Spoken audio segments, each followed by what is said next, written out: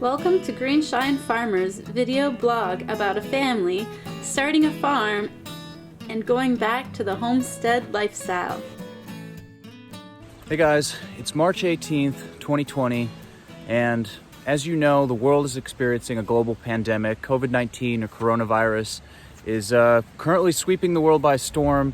It has pretty much shut everything down here in this country. People are being told to work from home, or work's been canceled, school's been canceled, just about everything has been canceled, and people are encouraged to just stay home, which is why I believe it's the perfect time to start a garden. At this time, everybody is really trying to focus on prioritizing their health, and to be honest, the best thing you can do for your health is eating fresh fruits and vegetables right from your yard. And I'm just gonna show you what I would plant if I just had a small amount of space and if I was only working with these 4 boxed raised beds, what crops I would choose in order to get the most production with the least amount of work.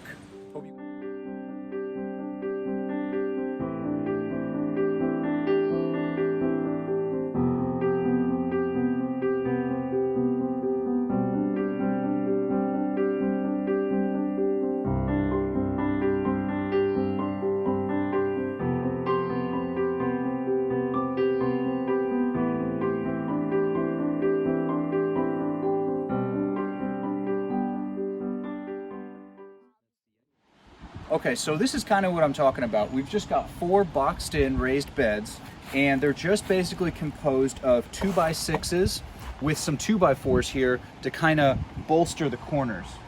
So let's start over here. And I just want to say, if I mention something that you don't particularly like, don't grow it. Grow stuff that you and your family eat. Right here, this is where I would do my greens. And this is kind of assuming we're heading into spring. So I'm just gonna be assuming you're starting this up within the next month or so. And everybody's climate's gonna be different, but just to give you a general idea. So here we've got our chard, our kale, and our lettuce. Now, if the chard and the kale are happy, and you know, depending on your climate, but there's a good chance that you can get production all the way through the summer. You can just keep on cutting it. If you do it right and they have enough nutrients, you should be able to get continual production. When it comes to the lettuce, I would recommend, instead of going with like a butterhead, which is typically a 1 cut, try something like Salanova, which is a cut and come again. And typically, especially in the spring, you can get sometimes 3, 4, 5 cuts off of it before it gets bitter and goes to seed. Okay, now after these greens finish up, and so the lettuce will probably finish up first, and you can swap it out with something else if these are still going. But what I would then do, hoping you can push, if you can push these till kind of the end of summer, you can then do a winter squash here. And those are just gonna wanna sprawl. And again, if you, you can trellis them, putting up some posts like this. Over here, you can see we've got these little 2x4s, and these are, we put these in so that we are able to trellis our plants. And so I would try to keep all the trellised vegetables in one bed. You could put these on every bed, just so you can mix it up, but for simplicity's sake, in the spring, here's what I would do. I would plant bush beans right here down the center row. Bush beans are extremely productive, and they're very easy to care for. You just gotta watch out for Mexican bean beetle. That's pretty much the only pest we've ever had with those. And then on the outside here, you could do something like snow peas. And I would just run twine across these, maybe 2 or 3 layers, and that way you can just train those snow peas up. And probably around early to midsummer, the snow peas and the beans will start to finish up. And then what I would do is I would put in cucumbers, zucchinis, and squash.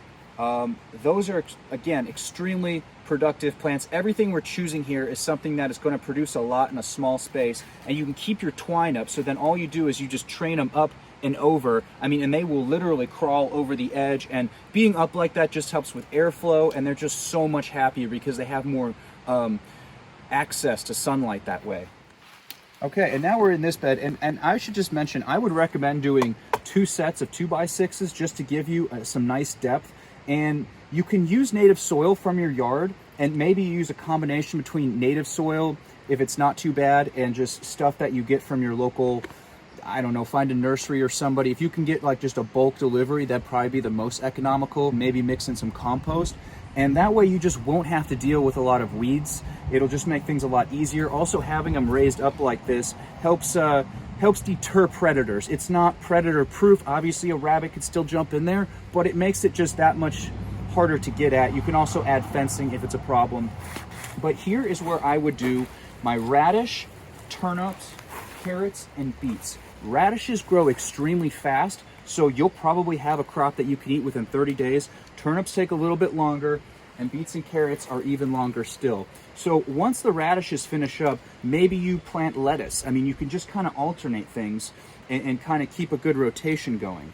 And then say once that lettuce finishes up, and you're heading into fall maybe, I would recommend putting in something like a winter boar kale, which is just a super hardy kale. I mean, out here you can pretty much grow it uncovered. It can get snowed on, doesn't care, will keep growing. It's super delicious and very productive. Okay, over here, this is our last bed, and this one only has a single layer.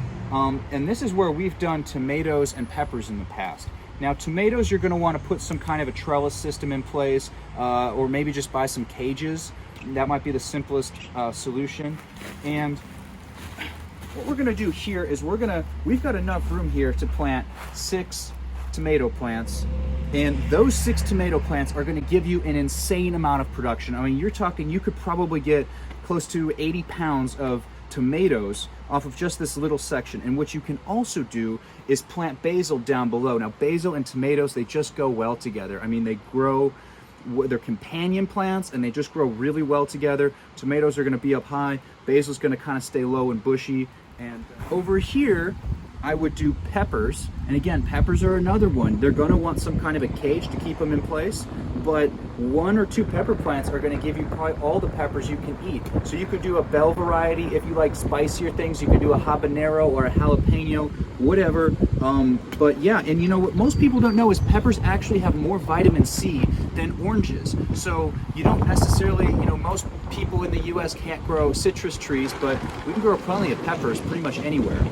I want to talk about some other things you can do once these boxes are full that just won't take up much space to kind of supplement that food production. And one is getting a barrel like this, or actually you can just use like hog wire fencing and make a potato barrel. Now I'll link in the description to videos of people. There's plenty of videos out there of people that have made potato barrels, but basically the concept is you're gonna just keep on layering it. So you're gonna put a layer of soil, put some potatoes, some straw, some more soil, and you just kind of, as the greens grow, you just keep layering it on. And I've seen people produce hundreds of pounds of potatoes using the potato barrel method. So that's just something that's very simple that would kind of supplement your other vegetable production. Another one would be microgreens. I mean, there's just no reason not to have a few trays of microgreens going. They're so easy to do. You can check out our video if you want to learn more about that. And the third thing I would suggest is maybe doing something like green onions. Now you can actually go to the store, buy green onions, stick them in a pot, water them, and you can cut them and they'll grow. And you can do this several times to kind of extend their life and, you know, to get more out. I should mention is just maybe doing some potted herbs, things like, you know, things that you cook with, like oregano, rosemary, thyme. All of those are very low maintenance, and just, you know, just a little pot that you can just snip from and maybe keep it near your kitchen. So it's very easy to just go out, cut some fresh herbs. It really adds a lot to the meal, and they do a ton for your health. And so there's a lot of antibacterial, antiviral properties to a lot of herbs. I'm not going to go into that, but you know, we may do an episode on that in the future, and it's just a suggestion to kind of further bolster your food supply. Anyway, guys, that just about wraps it up. I hope you got a lot out of this one. I hope it was useful, and I hope you implement the things that we talked about in this video. Like I said, a lot of people are home right now. We're just heading into the spring. It's honestly the perfect time to knock out a project like this. And then once you have it, you have it. And to add that food security for you and your family, but to also be getting access to the best food money can buy, I think it'll just go a long way. And so I really want to thank you guys for watching, and please leave a comment or a question down below. If you've got any questions about gardening in general, shoot them my way and I will do my best to answer them. I try to get back to everybody who leaves a comment, so please don't hesitate to reach out. Stay safe, stay healthy, and don't panic. Remember, we're going to get through this, but right now we all need to pull together and help each other out. We need to put our differences aside and just focus on preparing for whatever lies ahead. Anyway, thank you guys for watching. I'll see you all next time. If you guys like this video and you'd like to see more like it, leave us a comment down below. And don't forget to hit the subscribe button. Also, Visit us at greenshinefarms.com and follow us on Instagram at greenshinefarms. Thanks for watching. See you guys next time.